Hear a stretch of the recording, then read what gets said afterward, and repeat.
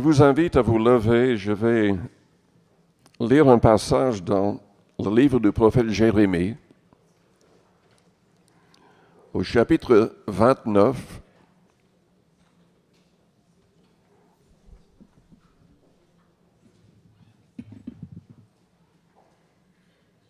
Et je vais commencer à lire à partir du verset 7. Je vais parler de l'importance de chercher l'Éternel. Vous savez, il y a une grande différence entre le fait d'être religieux, de prier et de vraiment chercher l'Éternel. Il y a des gens qui prient. Ces gens ne pensent pas du tout à vraiment rencontrer Dieu, à ce que Dieu leur parle, ou à ce que Dieu fasse quelque chose pour eux. Ils prient un peu par habitude. En fait, il n'y a aucune foi, vraiment. Mais de telles personnes croient que grâce à la prière, peut-être qu'on serait bien en face de l'éternité.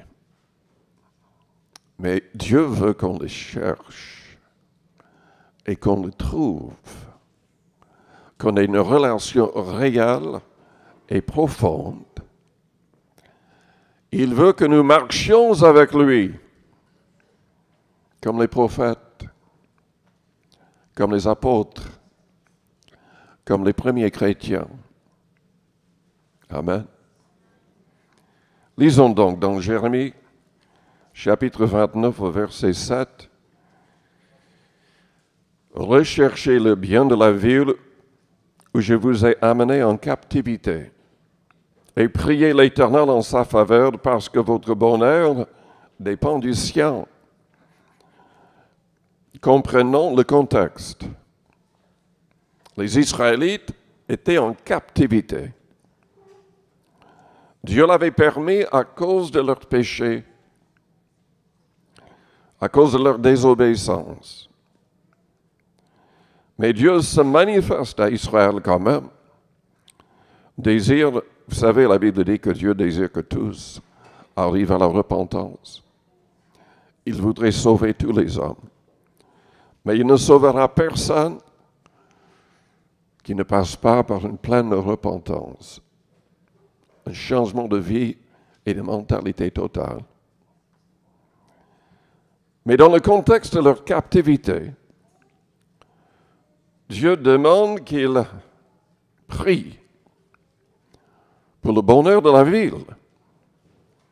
C'est ce que nous devrions faire. Prions pour Paris et les autres villes autour. Parce que votre bonheur dépend du sien. Dans le Nouveau Testament, dans Timothée chapitre 2, nous sommes appelés aussi à prier pour les responsables, pour les gens au gouvernement. Car ainsi parle l'Éternel des armées, le Dieu d'Israël, ne vous laissez pas tromper par vos prophètes qui sont au milieu de vous et par vos devins.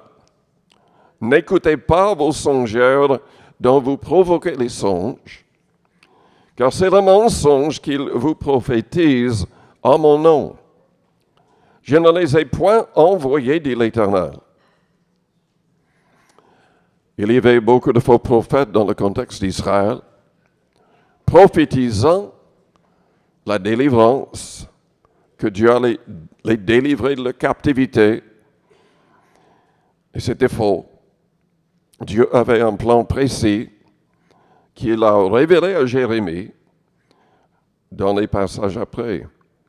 Mais voici ce que dit l'Éternel. Dès que 70 ans seront écoulés pour Babylone, je me souviendrai de vous. Donc il devait rester en captivité 70 ans. Et j'accomplirai à votre égard ma bonne parole en vous ramenant dans ce lieu. Car je connais les projets que j'ai formés sur vous, dit l'Éternel, projets de paix et non de malheur, afin de vous donner un avenir et de l'espérance. Vous m'invoquerez et vous partirez, vous me prierez et je vous exaucerai, vous me chercherez et vous me trouverez, si vous me cherchez de tout votre cœur. Je me laisserai trouver par vous, dit l'Éternel. C'est surtout le verset 13 que je voudrais souligner. Vous me chercherez et vous me trouverez si vous me cherchez de tout votre cœur. Père Céleste, nous te louons, nous te bénissons pour ta parole et pour la présence de ton Esprit Saint dans ce lieu. Manifeste-toi à toute personne. Nous avons tellement besoin de toi. Nous ne voulons pas simplement avoir une autre réunion au nom de Jésus. Nous voulons te rencontrer. Nous voulons te trouver. Nous voulons que tu sois véritablement dans nos vies. Nous voulons marcher selon ta volonté, selon ton plan. Nous voulons t'obéir en priant pour la ville, pour les responsables, car notre bonheur dépend de leur bonheur. Seigneur, agis et sois glorifié au milieu de nous. Sauve toute personne inconvertie. Suscite la foi dans les cœurs pour que les malades soient guéris, pour que les croyants soient baptisés du Saint-Esprit. Nous te remercions pour toutes choses en avance. Amen. Vous pouvez vous asseoir.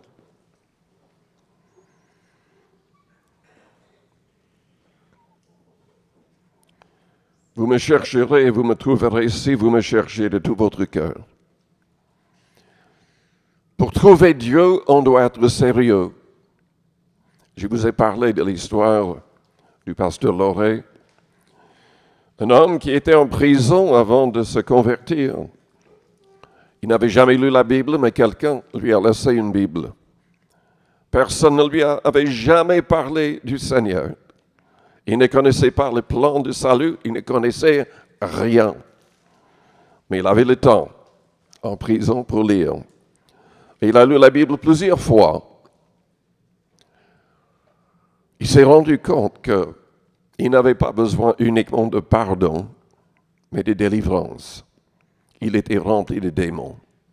Il était rempli de méchanceté. Il s'est mis à jeûner. Il a jeûné pendant 40 jours.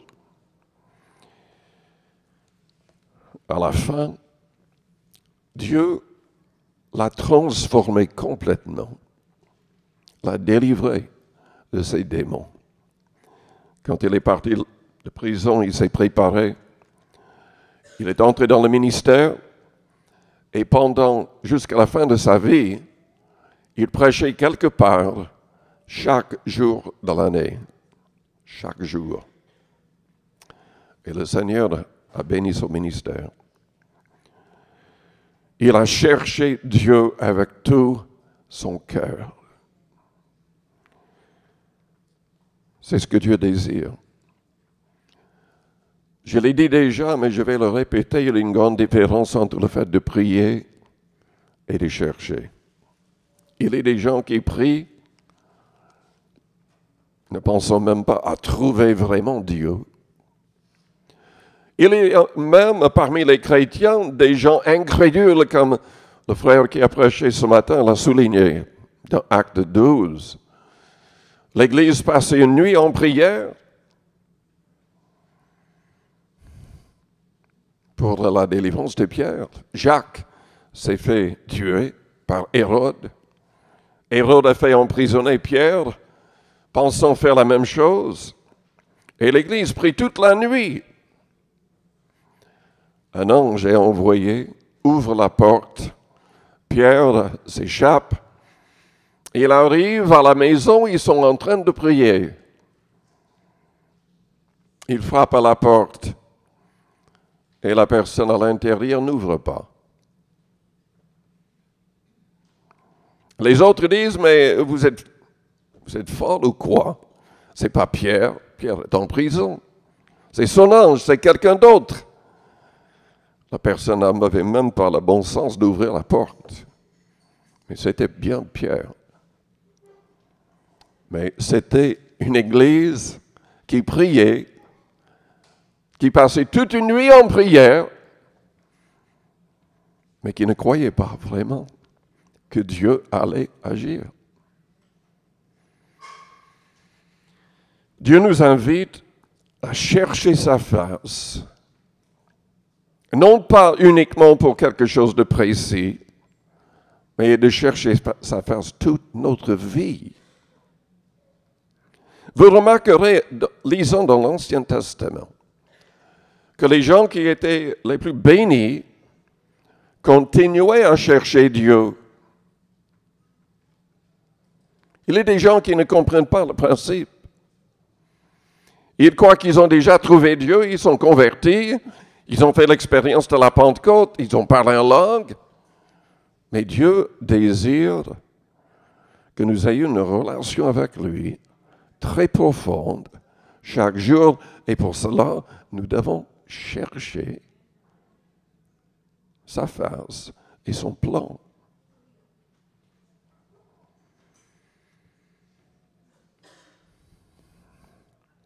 Dieu a un plan pour votre vie. Il a un plan pour les gens autour de vous. Il désire nous conduire à droite, à gauche, peut-être même dans d'autres pays. Il y a des rendez-vous précis pour chacun de nous. Dans Acte 10, l'apôtre Pierre s'est endormi. Il reçoit 3 visions. Il ne comprend pas pleinement ces visions. Mais quand il se réveille, la Bible dit que l'Esprit Saint lui parle. Lui parle de manière précise. Il lui dit, il y a 3 personnes en bas. Je les ai envoyées. Va avec eux. Il a obéi. Et Dieu s'est manifesté dans la maison de Corneille, où il n'y avait que des non-juifs. Jusqu'alors, les apôtres n'avaient pas compris que le message du Christ était pour les non-juifs. Ils pensaient toujours qu'il fallait que les autres passent par le judaïsme pour être sauvés en Christ. Mais pendant que Pierre prêchait, le Saint-Esprit est descendu, tous parlent en langue comme les apôtres dans la chambre haute. Et il comprend que Jésus sauve sans qu'on soit obligé de passer par le judaïsme. Et il les baptise d'eau. Est-ce que vous vous êtes jamais posé la question, pourquoi est-ce que Dieu avait choisi la maison de Corneille? Pourquoi pas une autre maison d'autres personnes? Moi, je remarque que Corneille et les gens dans sa maison, la Bible dit, qu'il donnait beaucoup d'aumônes et il priait sans cesse. En fait, ils cherchaient Dieu avec tout leur cœur.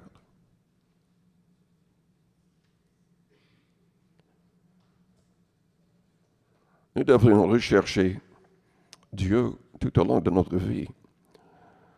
Aussi longtemps qu'il chercha l'Éternel, Dieu l'a fait prospérer.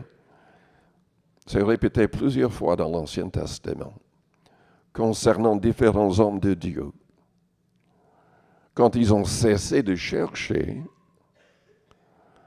ils n'ont pas été bénis. Mais aussi longtemps qu'ils cherchaient vraiment Dieu, Dieu les faisait prospérer.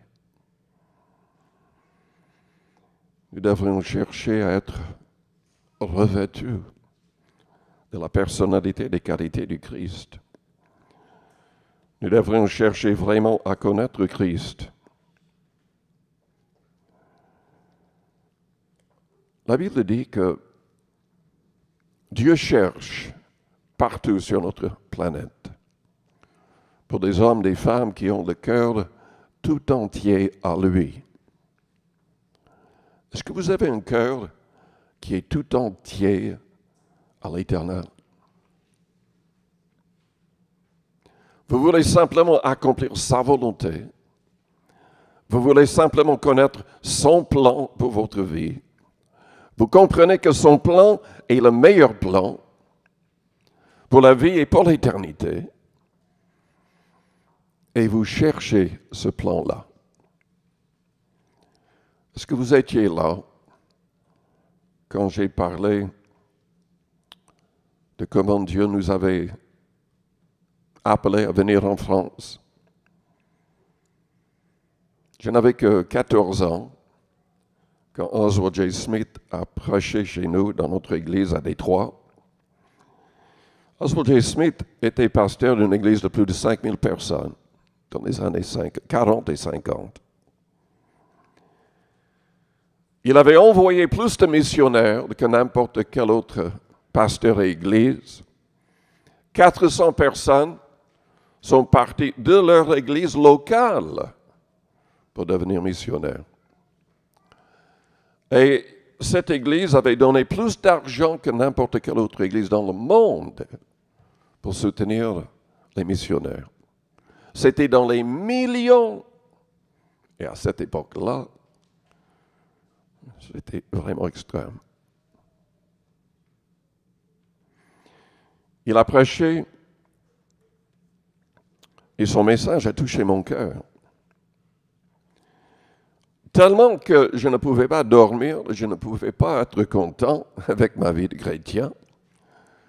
J'ai commencé à chercher la face de Dieu. J'ai décidé que je ferais tout ce que le Seigneur voudrait. Et à l'école, au lieu d'aller manger à midi, j'ai jeûné et j'ai prié pendant 1 an. Et le Seigneur m'a parlé dans une réunion de prière un samedi soir, dans la même église. Il m'a parlé de la France. Il m'a donné une vision précise de certaines choses et évidemment, je ne pouvais pas partir à cet âge-là. J'ai continué à l'école, faisant mes études. Dans le contexte de notre mission, il faut être pasteur au moins 2 ans. J'ai été pasteur pendant 5 ans, avant de demander, ou avant de voir le comité, pour les voir si on pouvait partir comme missionnaire. On m'a dit, vous pouvez aller n'importe où dans le monde, mais non pas en France.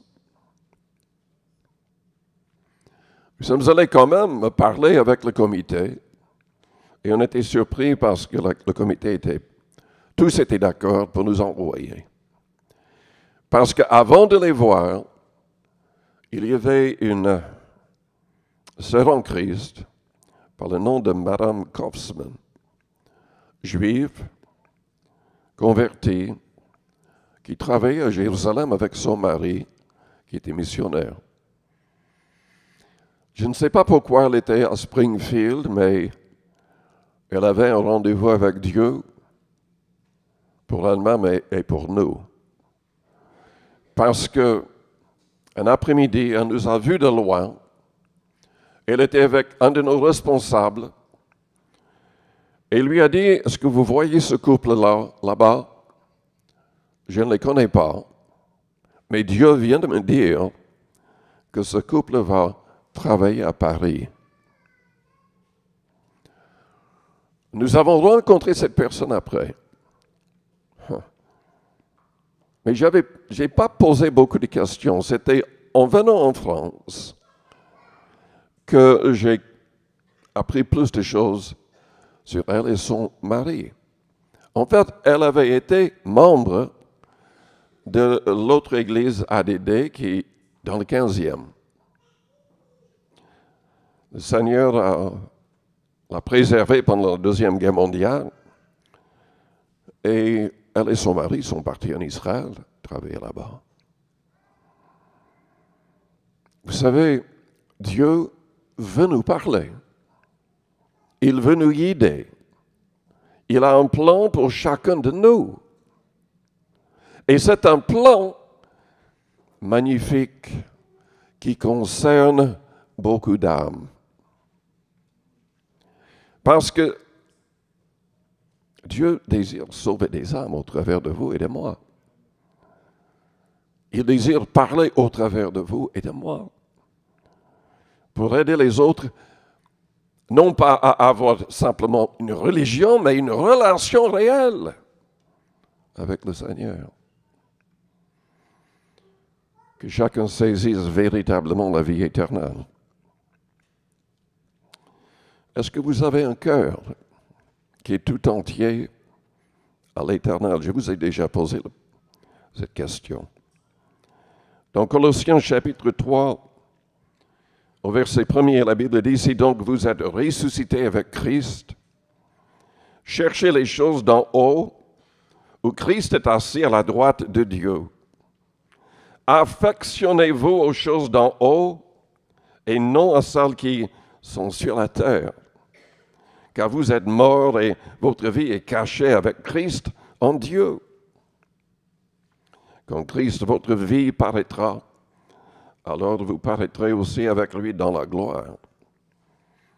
Affectionnez-vous aux choses d'en haut et non à celles qui sont sur la terre. » Jean a dit, dans 1 Jean chapitre 2 au verset 15, « N'aimez pas le monde ni les choses qui sont dans le monde. Si quelqu'un aime le monde, l'amour du Père n'est pas en lui. » Vous savez, l'Église dans le monde a besoin de repentance. Beaucoup de gens ont besoin de se repentir. Beaucoup de gens qui se disent responsables d'Église ont besoin de se repentir. Parce que trop de chrétiens sont attachés aux choses du monde. Trop de gens sont attachés à Mammon, le faux dieu de l'argent, des richesses. Dans Matthieu chapitre 6 au verset 19, qu'est-ce que Jésus-Christ a enseigné? Vous savez, je crois au message de la prospérité, mais pas comme la plupart des gens. Je crois que le message de prospérité, c'est surtout pour l'éternité. Ici-bas, on peut passer, oui, peut-être par l'abondance, mais aussi par la disette. Paul était content dans l'état où il se trouvait. C'est ça qui est important. Il y a des gens qui prêchent que si vous donnez, vous allez prospérer. Ce n'est pas faux. Ce qui est faux, c'est ce qu'on fait avec si on prospère. Qu'est-ce qu'on fait avec? On vit comme des rois. On achète des Rolls-Royce. On achète 3, 4, 5 maisons. On dépense tout l'argent dans les meilleurs restaurants, dans les meilleurs hôtels. Qu'est-ce qu'on fait avec? Qu'est-ce que Jésus-Christ a enseigné? Matthieu 6, au verset 19.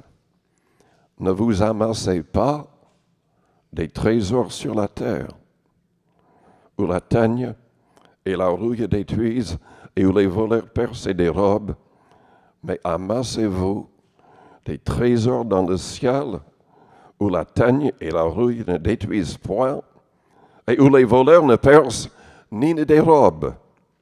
Car là où est ton trésor, là aussi sera ton cœur. »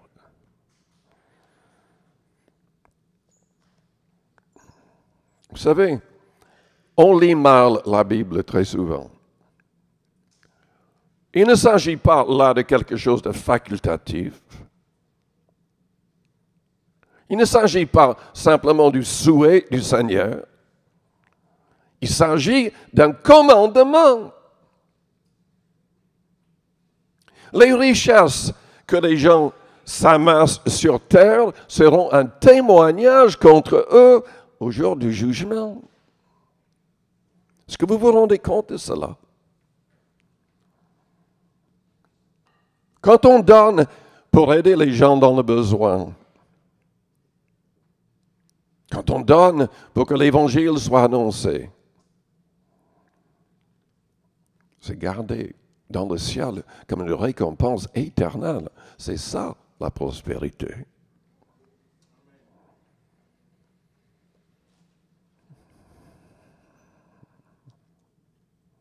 Le problème, c'est que les églises, l'Église, notre Église même, ne met pas l'accent suffisamment sur le fait d'aider les gens dans le besoin.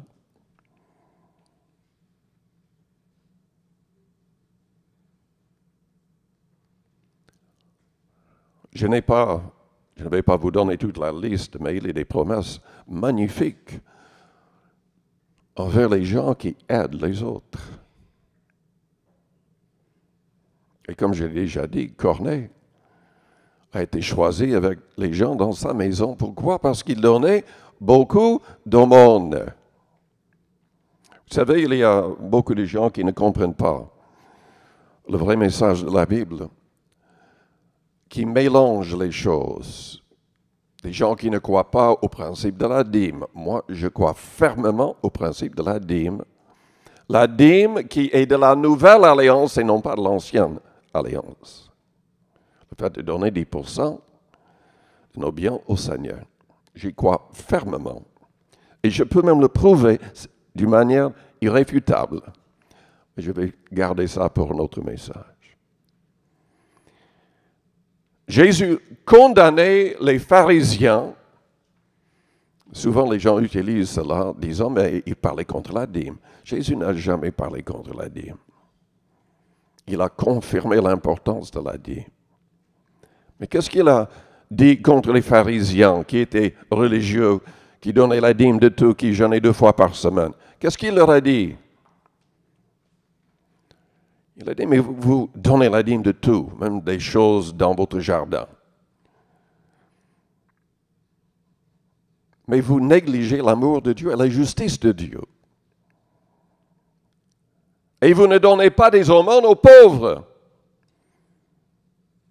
Oui, c'est ça qu'il a dit. Voici ce qu'il fallait pratiquer sans omettre les autres choses, c'est-à-dire la dîme et tout le reste.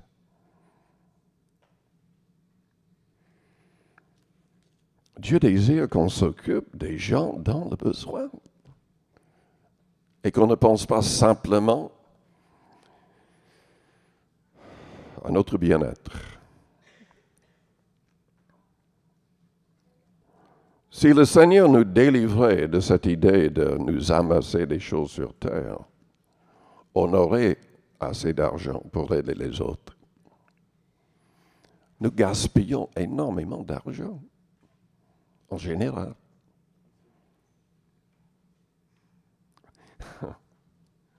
Vous êtes vraiment silencieux. J'espère que vous êtes en train de réfléchir et non pas de dormir.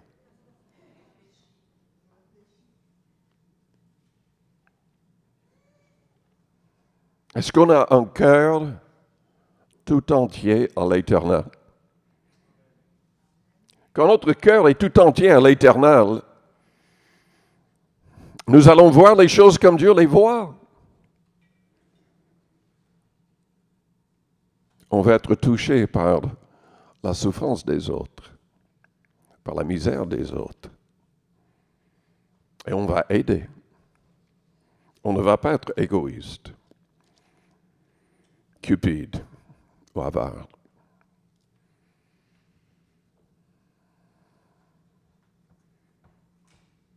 Mais revenons à cette idée de chercher l'Éternel. Comment le chercher? En apprenant ses promesses, en comprenant ce qu'il désire de nos vies. Il désire la sainteté, la sanctification, qu'on soit mis à part du monde avec sa convoitise et son orgueil, mis à part d'avec la méchanceté, le péché, les habitudes mauvaises.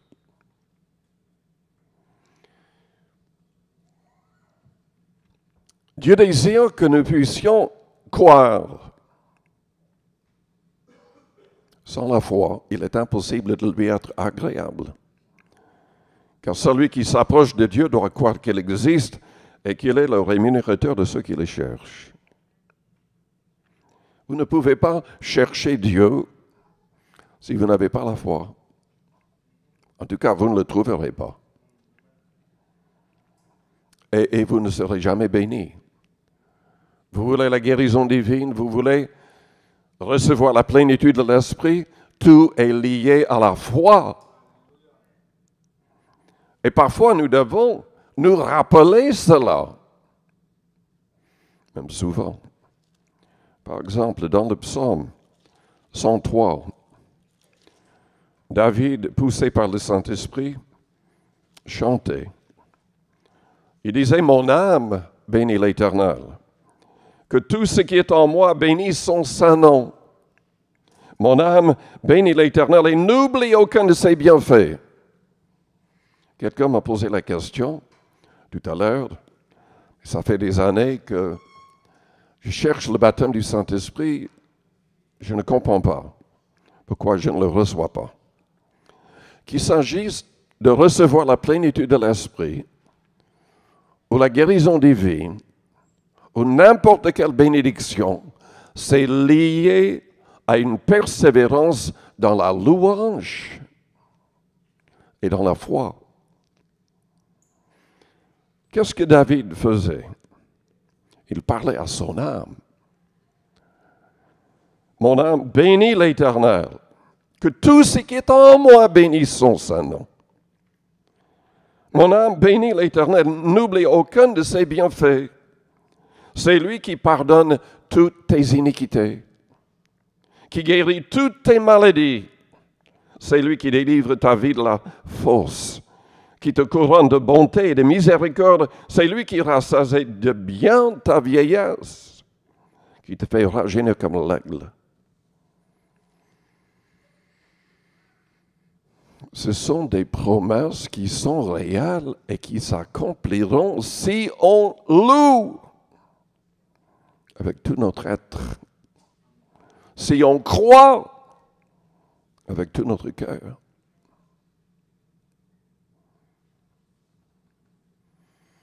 Sans la foi, il est impossible de lui être agréable. Vous savez, les apôtres étaient remplis de foi. Les premiers diacres étaient remplis de foi et d'Esprit Saint. Quand Pierre et Jean sont allés au temple et il y avait un boiteux, ils n'ont pas passé une demi-heure dans la prière pour sa guérison. Ils ont ordonné la guérison. Et c'était fait en quelques instants. Parce qu'il avait vraiment la foi. Et ils étaient remplis de l'Esprit Saint. C'était la même chose avec Philippe, Étienne. De très, très grands miracles. Parce qu'il y avait la foi et l'Esprit Saint qui agissaient.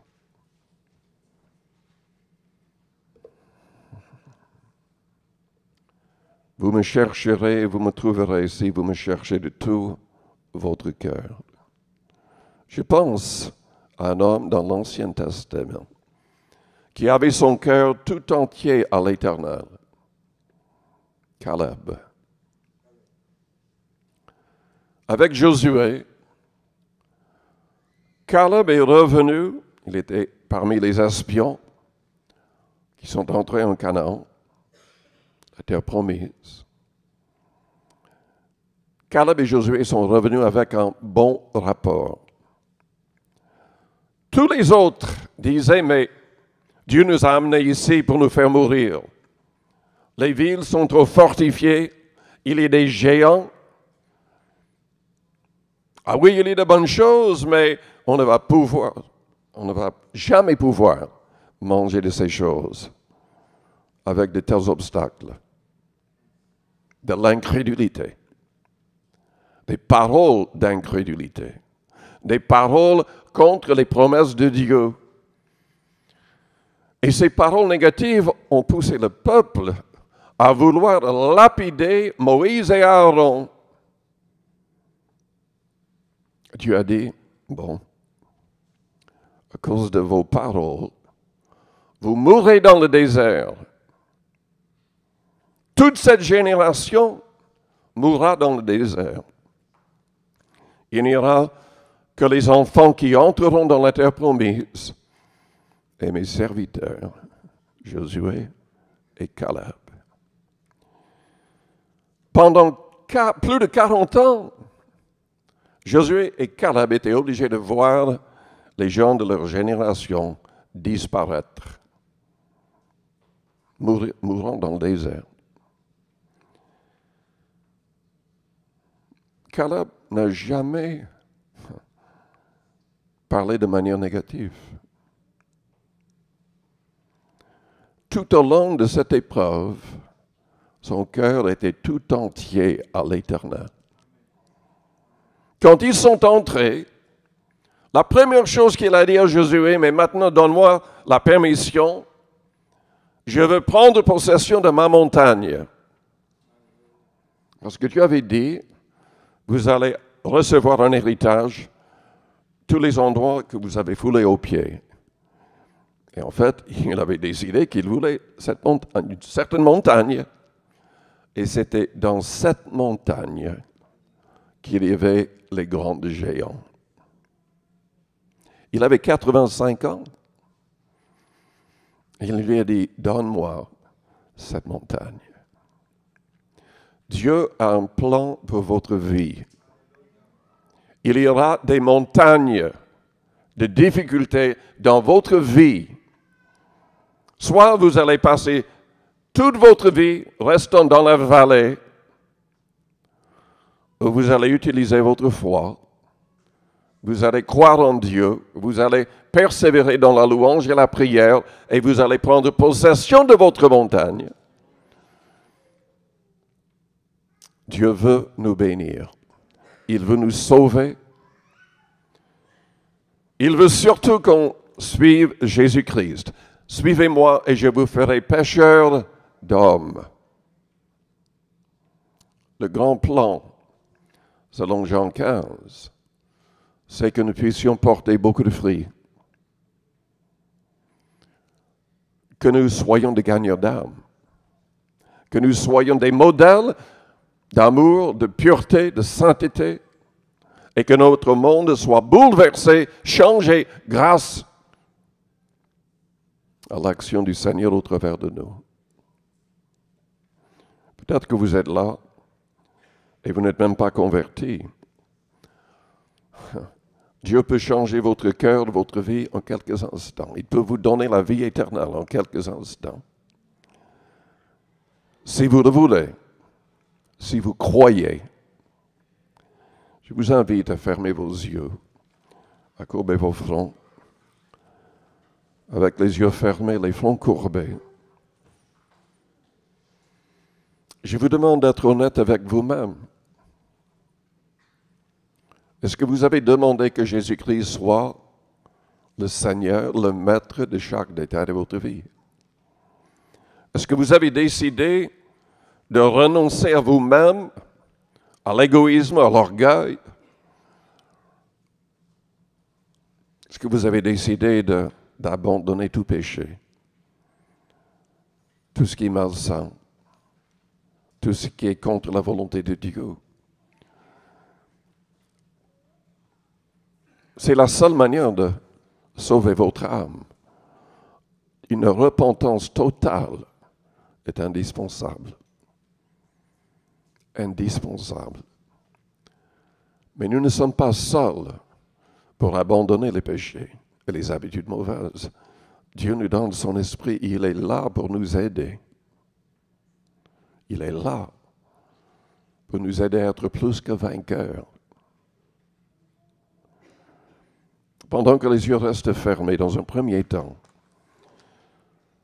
si vous êtes inconverti ou peut-être croyant depuis un certain temps, mais vous n'avez pas une pleine victoire, et vous avez besoin de prière pour mettre votre vie pleinement en règle, faites-moi signe en élevant votre main juste pour l'instant. Je la verrai. Je voudrais prier pour vous en premier. Est-ce qu'il y a quelqu'un qui dirait par la main élevée, oui, priez pour moi. Je désire saisir la vie éternelle. Je désire avoir l'assurance de mon salut. Je veux être un vrai disciple de Christ. Je veux être libre de tout péché. Je veux être libre de tout orgueil, tout égoïsme. Priez pour moi. Merci. Merci. Est-ce qu'il y a quelqu'un d'autre? Peut-être qu'il y a quelqu'un qui dirait par la main élevée, je désire vraiment accomplir le plan de Dieu pour ma vie. Au lieu de simplement passer du temps dans la prière, je vais vraiment chercher Dieu pour le rencontrer, pour expérimenter ce qui est promis dans sa parole, pour expérimenter ce que les premiers chrétiens ont expérimenté. Priez pour moi. Faites-moi signe. Oui, merci. Merci, plusieurs personnes. Oui. Je vous invite tous à vous lever. Si vous avez besoin de prière, même si vous n'avez pas élevé votre main, peut-être que vous êtes malade, peut-être que vous avez besoin de miracles dans un autre domaine, venez vers le devant. Jésus a demandé qu'on prie les uns pour les autres avec l'imposition des mains en son nom. Il a promis de chasser les démons au travers de nous, de baptiser du Saint-Esprit les croyants, de guérir les malades. Mais nous devons croire, nous devons refuser de douter. Nous devons entrer dans sa présence par la louange. Dieu est là. Dieu est là.